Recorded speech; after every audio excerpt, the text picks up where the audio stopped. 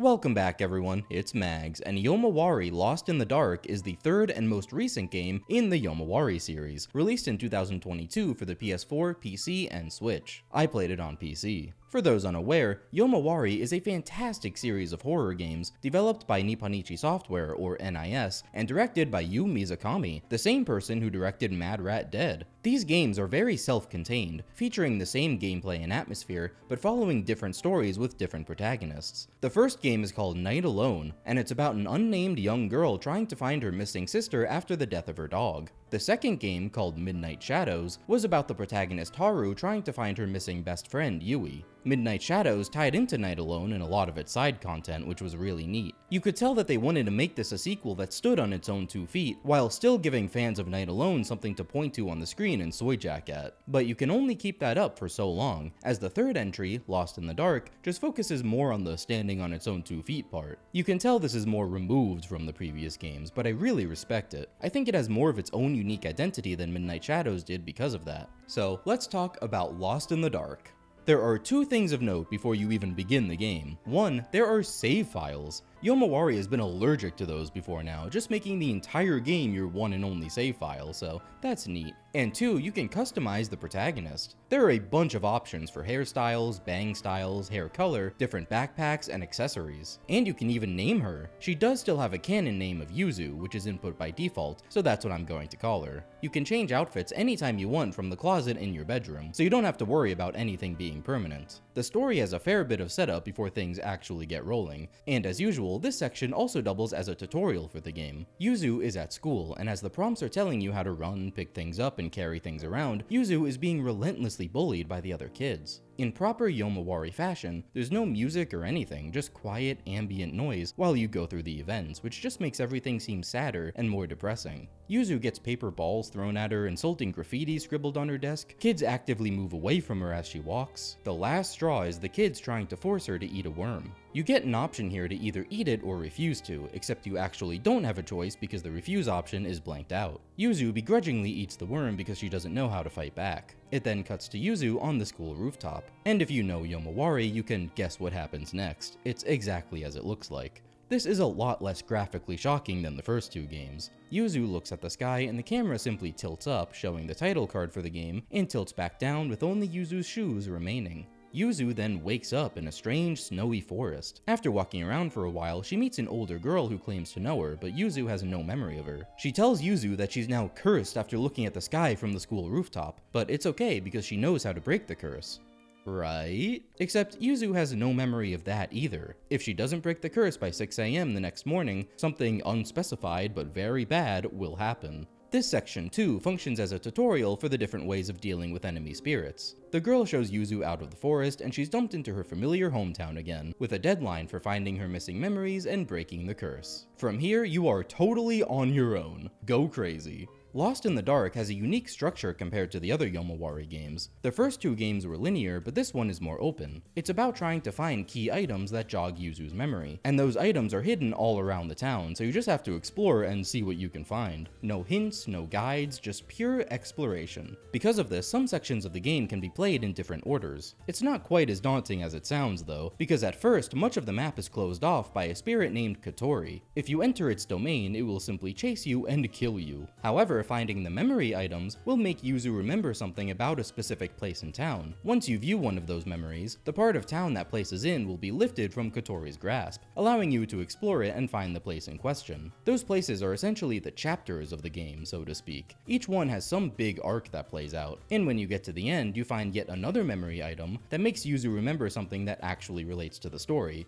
These are the true memory items. There are 7 of each. The initial memory items that open up a section of the town, and the true memory items that you find in those places that tell you about the story and the curse. Also, those true memories are scenes you can actually play through. Your capabilities are very limited and they're very short, but you do have agency, and that's something the game takes advantage of later on. The 7 arcs are fairly long, each containing 2 distinct sections, and I would be lying if I said I didn't feel like it was dragging a lot of the time. Even still though, I really like this structure. It's a balance between what I liked about Night Alone and what I didn't like about Midnight Shadows. The former is that it makes you work for your progress by making you look for things like the next area to go to or hidden items you need. It's satisfying and lends itself to the lonely and atmospheric nature of the game. What I didn't like about Midnight Shadows is that it cuts all that out and makes each area very linear without much wandering around at all, which made it feel more mindless in a way. Lost in the Dark, however, makes you explore the town to find the memory items and gives you that feeling of fighting against the spirits for progress, not to mention the satisfaction of finding what you're looking for. And once you actually get to the area you've seen in Yuzu's memories, the arcs that play out there feel like the chapters from Midnight Shadows. They almost all take place in areas that branch off from the main town and solely exist for those arcs to take place in. And even then, I'd say they're more interesting than Midnight Shadows chapters. They still try to incorporate some more puzzle-ish elements, which I appreciate, and I like the variety of spirits they introduce. I think the memories try to keep you on the hook and wanting to see more, but like I mentioned, I do think it drags regardless. Personally for me, they don't show enough to change your perception of the story or make you think something unique is going to happen in the next one. And so essentially the whole game is the same thing over and over until you collect all the memories. At least the first 2 games had a hook of, oh, maybe the person I'm looking for is here and that's why you go to each place. But the setup of this one basically tells you that nothing is going to happen until you find all your memories, so I found it difficult to stay engaged. The actual arcs you go through for the true memories are pretty unique. Some I definitely liked more than others, but I think the biggest issue is that they're just too long. If they each kept like one of their sections, or if their sections were just shorter, I think it would have been paced a lot better. But going through these big arcs just to see a memory that's not really going to change anything doesn't really feel great. Part of that is that the memories are intentionally vague for story-related reasons that become clearer towards the end, which is really where the game starts to pick up. I can't discuss much of that without it being spoilers, of course, but that is by far my favorite part of this game. After finding all the memories, the game really plays around with its mechanics and tells you how to reveal the actual story that Yuzu's been forgetting, in like one last ultimate puzzle that makes you use everything you know, and it completely recontextualizes every memory you've found. It's a super cool experience. I also just love the story itself and Yuzu and the older girl's dynamic. It's really sweet. The story is more prevalent in this one compared to the minimal story of Night Alone, and it's definitely one that I like a lot more than when Midnight Shadows did that. As far as the gameplay goes, it's Yomawari alright. The atmosphere is as good as ever, with the aim of maneuvering around the spirits to get around, most of which you can only see in the light. You can run, which depletes the stamina meter. The lower the meter, the slower you run, and you can also tiptoe to sneak around and refill the stamina faster. For some reason, Yuzu's flashlight turns a lot slower in this game than the previous 2. I don't mean Yuzu herself, just her flashlight, which lags behind. Whether you're just trying to move the flashlight on its own or you're turning Yuzu's entire body, the flashlight is sluggish to get where you want, which makes quick and precise movement a lot more annoying. You can't just snap the flashlight behind you real quick to check where a spirit is so easily anymore, which I'm not a fan of. In both previous games, you could hide behind certain objects on the map like bushes or street signs to get away from spirits, but they completely get rid of that in this one in favor of a brand new mechanic. Holding down both triggers makes Yuzu close her eyes. This is essentially a way to hide from spirits anywhere at any time. Your visibility is nuked and Yuzu walks extremely slow, but the logic is that if you can't see spirits, they can't see you. That is a concept that has never been explored in any of the games and is never elaborated on outside of this one mechanic.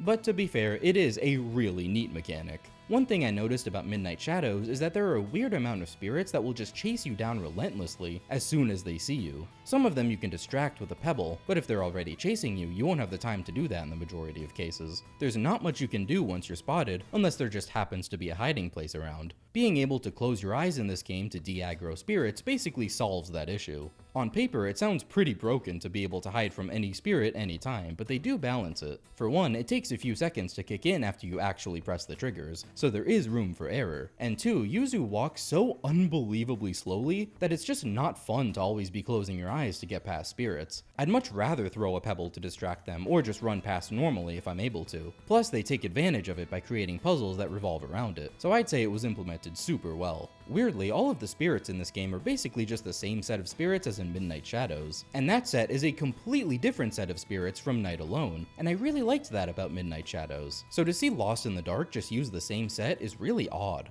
Of course, there are still some new uncommon spirits, all the stuff you see in the different unique arcs, and I get that coming up with yet a third entirely new set of common ones might be difficult, but they could have at least used a mix of the two, but they used basically none of the ones from Night Alone. They must have caught on to the number of useless usable items in Midnight Shadows, because Lost in the Dark only has 5, the least out of any of the games, and 2 of those have extremely niche use cases that are only applicable in one specific event, so really just 3 that you use on the regular: coins and pebbles, of course, and paper airplanes. You can throw pebbles to distract enemies so you can safely move around them without them chasing you, and paper airplanes do the same thing but you can throw them farther. Coins, as always, are your save currency. You can save your game at any of the Jizo statues around town with a coin, and just like Midnight Shadows, they are completely legitimate saves, not just quick saves like in Night Alone. You can still fast travel between any Jizo statue you've used. You still cannot warp back home anytime you want like Night Alone let you do. You just have to find the nearest Jizo statue and use it to warp to the nearest Jizo statue to your house. You can only view the memories you have from your bedroom, so it's a little annoying to have to do all that when you want to view them, and to a lesser extent customizing Yuzu. The charm system from Midnight Shadows was dropped for this one. There are a crazy amount of extra collectibles even compared to the first 2 entries. Unlike those, every single item in this game is lumped into one screen instead of being split into categories, and the different types of items are just color-coded.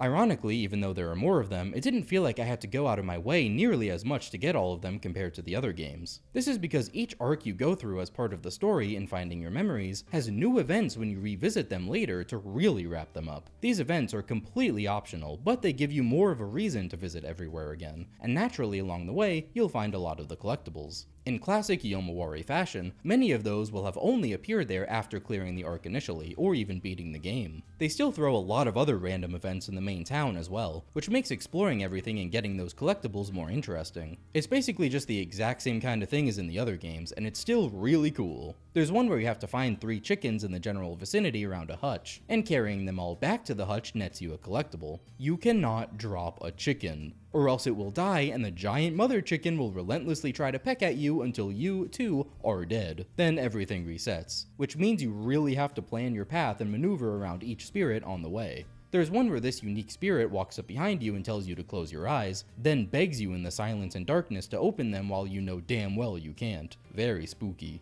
There are some things that you can only see or hear with your eyes closed, so you need to use that mechanic to solve the puzzle and get the collectible. Some of the collectibles double as accessories you can put on Yuzu, which is such a cool touch. It's definitely worth it to go back home and check out whichever ones are there after getting a bunch of them. This game still kind of has the problem I had in Midnight Shadows with how inconvenient fast traveling can be, but it's much lesser here. There aren't multiple towns like in Midnight Shadows, it's just the one map, but there are still internal areas that don't have their own maps and that you can't fast travel into or out of. However, those areas themselves aren't as long or complex, and again, you're going to be revisiting them anyway for the extra events, which naturally eases a lot of that tediousness. And of course, you can't have a Yomawari game without puzzle pieces and parts. In this one, you're led to all the puzzle pieces by ghost rats. You have to follow each one until they dig it up for you. There are 20 of them in total, and as usual, they fill in all the extra little scribbles on the map, which is really cute. The parts are all hidden in these chalk railroad events. There are about 5 or 6 of these all across town. Once you walk on one for a few seconds, you'll be alerted that a train is coming,